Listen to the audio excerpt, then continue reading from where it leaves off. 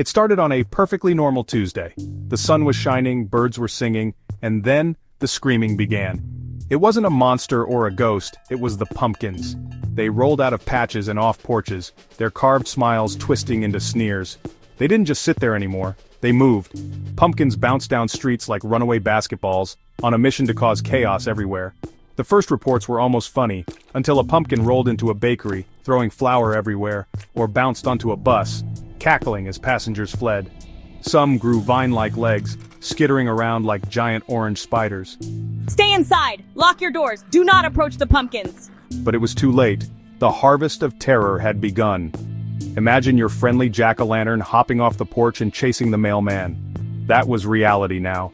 They gathered in groups, blocking roads, trapping people, communicating in thumps, a language of mischief and mayhem. They were tired of being pies and decorations, they wanted to be in charge. Pumpkins invaded stores, movie theaters, even airplanes. No place was safe. The world had been turned upside down by these orange menaces. No one knew what they wanted, or how to stop them.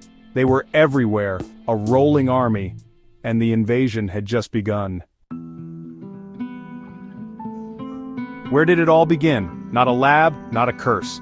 It started in Earl's backyard. Earl loved his garden, especially one pumpkin, Gourdy. It grew faster, larger, and glowed with a strange, pulsing orange. Earl should have been worried, but he named it, talked to it, even built it a shelter. Earl treated Gourdy like a pet. He swore it listened to him. Martha, his wife, thought he was losing his mind. It's a vegetable, Earl. You can't talk to a vegetable. But Earl insisted Gourdy was special.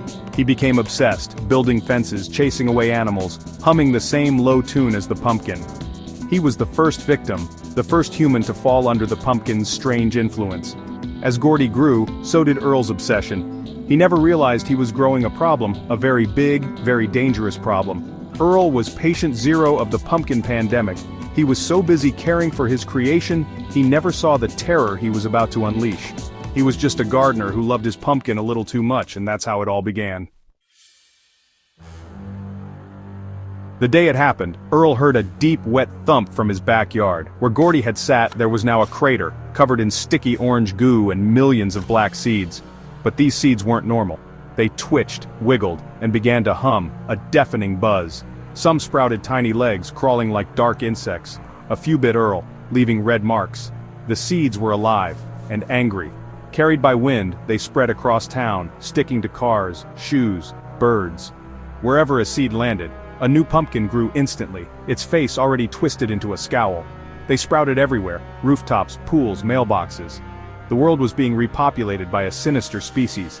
The humming was a signal, a call to arms for pumpkins everywhere. From patches to shop windows, every pumpkin heard the call. Their smiles stretched into jagged grins. The explosion wasn't an end. It was the beginning, the signal that started the uprising. The seeds were soldiers, the humming their battle cry, spreading the pumpkin plague worldwide. The world would never be the same. And it all started in Earl's backyard. The pumpkin plague spread faster than anyone imagined. One day, traffic jams. The next, highways blocked by bouncing pumpkins. Seeds traveled everywhere. Briefcases, shoes, even airplanes. The world turned orange, one bizarre incident at a time.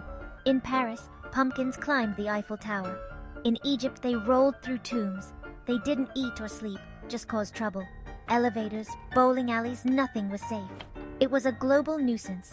Living life meant dodging menacing gourds everywhere.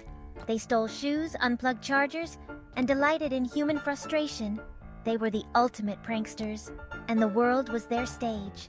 Governments were powerless. Soldiers couldn't stop them, there were too many. Scientists tried to study the seeds, but they'd sprout and smash the microscopes. The world didn't belong to humans anymore. It belonged to the pumpkins. We were just trying not to trip over them, and the orange tide kept rising. Humanity fought back, but smashing pumpkins only made things worse. Each one exploded into more seeds. The pumpkins found it hilarious, daring people to attack. Then a teenager named Chloe discovered their weakness: jazz music. Cornered in her school's band room, she played her saxophone. The pumpkins shrieked and shriveled. Jazz was the answer. The world became a giant jazz club, bands on every corner, trumpets and saxophones as weapons. The pumpkins twitched, smoked, and deflated into mush. But the pumpkins adapted, plugging their ears with vines, throwing smaller pumpkins at musicians. The jazz offensive was effective, but not a final solution. It was a constant battle, trumpets versus thumps, saxophones versus seeds. The world was a noisy place, a soundtrack of chaotic jazz and angry gourds. Humanity had hope, but the war was far from over. The pumpkins were learning. Just as humanity gained hope, something new appeared, the Gourd King.